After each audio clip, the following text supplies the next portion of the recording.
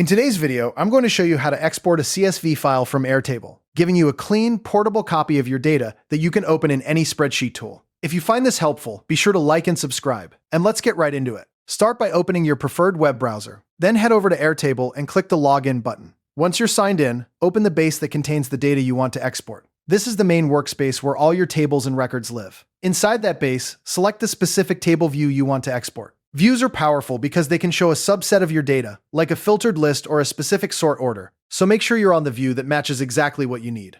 Now, look for the View Options menu. It's usually represented by a small downward arrow or a three-dot icon next to the view name. Click that, and from the drop-down, select Download CSV. Airtable will then generate a CSV file for you. This might take a couple of seconds depending on the size of your data.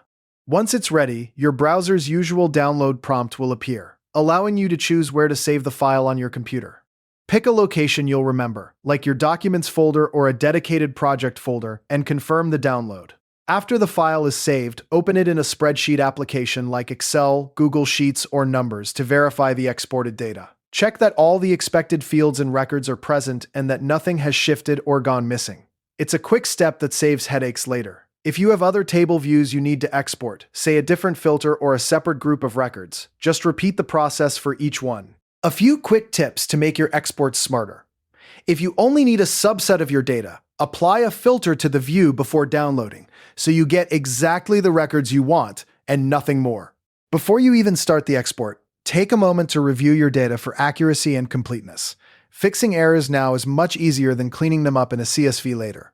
And if your data contains sensitive information, always save the exported file to a secure location, ideally one that's encrypted or at least password protected.